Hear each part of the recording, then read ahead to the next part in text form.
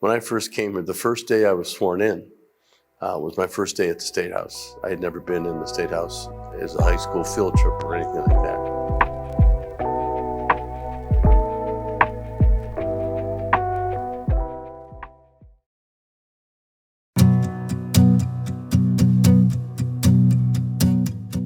Why don't we start out with what's your name and what district do you represent? My name is Tom Patton. I represent the 17th House District, which is the southwest portion of Cuyahoga County.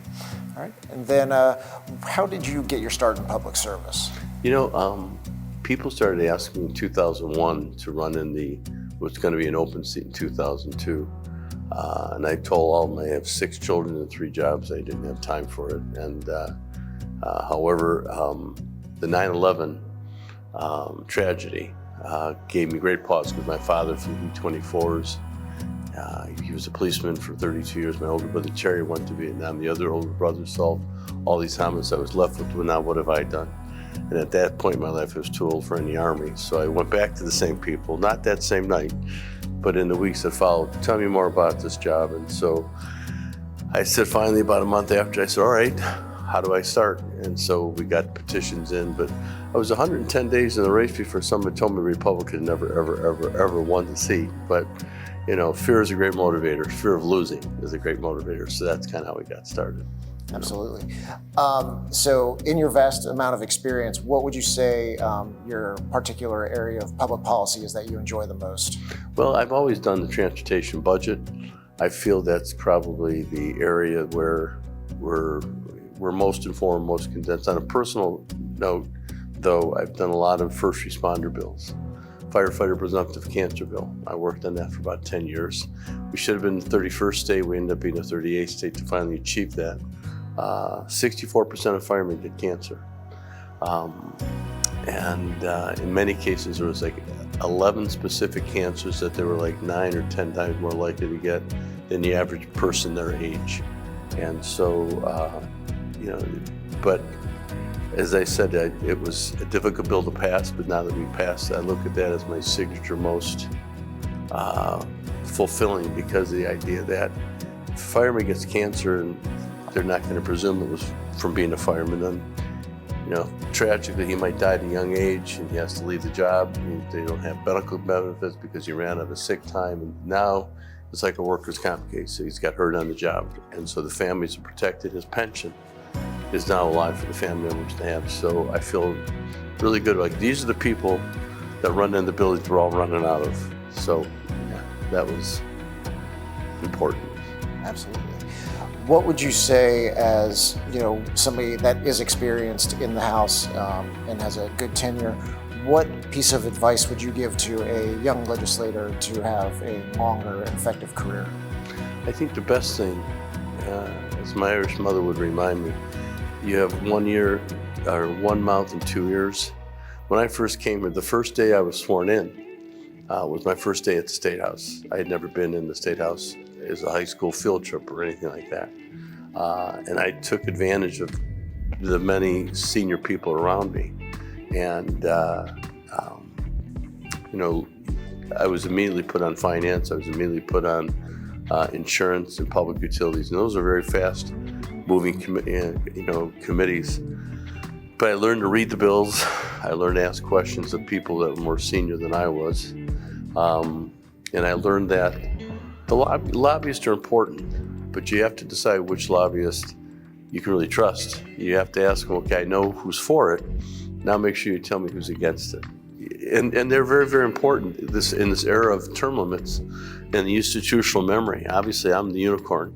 Guys like, you know, me and Scott Orschlager, Bill Seitz, you know, it's, you know, 8 and done, and now you got a whole, you know, fresh group of people coming in. So, you know, I don't be afraid to ask questions, and, you know, learn who the subject expert is, and find out this great bill that you thought you have. Changing gears, so you're a proud grandfather. How many grandchildren do you have? 10 so far, and I say so far because I have a daughter that hasn't had any children yet, and but at least I made it to double digits, because I was teasing my daughters because when I was at 8, we had given my mom and dad 36. That's 36 in 3 dozen. and I was in single digits. And the one daughter I didn't tease, I knew was trying very actively to have a second child. And I was lighting candles, I was saying novenas, the whole bit. Lo and behold, she got pregnant again. And I thought, well, that's good. So I lost my wife, her mother, when we were 29. And Megan, this daughter of mine, was only 26 months old.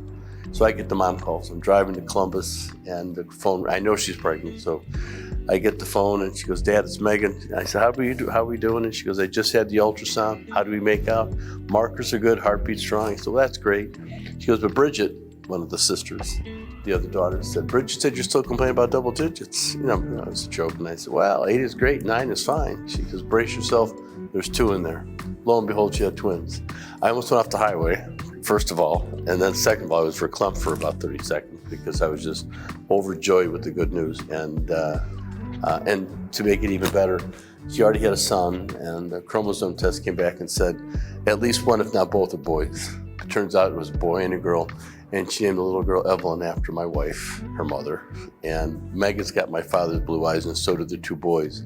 But Evelyn, the girl, has my wife's green eyes. So I'm afraid when she's 16, says, Grandpa, can I have a Corvette? I'll say, sweetheart, what color do you want? Because she's got my heart. They all have my heart. It's such, life is so different with grandchildren, especially raising my daughters and my son. I was mostly at the time the only parent. And so we didn't wait. We waited till the kids were all out of school before we'd ever even considered a job like this. It takes me away. And even still, when I'm away, I always get check-in phone calls on the way down or in the hotel room at night, just the girls checking to make sure dear old dad's still doing okay. That's great. And then with your grandkids, what would you say your favorite activity is to do with them? It's sports. I love, watching them, and they're all involved. They're all multiple sports. I mean, we just, last week we had to do double duty. My daughter had to take her 11-year-old to Columbus for a volleyball tournament, and then her other daughter, was up in Strongsville, or Berea rather, with in an AAU basketball tournament. I said, hey, I'm here. I'll do it. So it was like an all-day long tournament, and just watching their successes, watching how they accept the wins and how they accept defeat. It's I used to joke there's no such thing. If you show me a good loser, I'll show you a loser. But but there is a good way to win with class and lose with class, and I'm really proud that they've picked that up. They comport themselves very well. And what would you say you are most grateful for? I'm most grateful for my entire family. I was the 6th of 9. At one point there was 9 kids, 2 parents, and 2 grandparents, all on the same roof on West 81st Street. I swore it was so crowded we had to go outside to change our mind.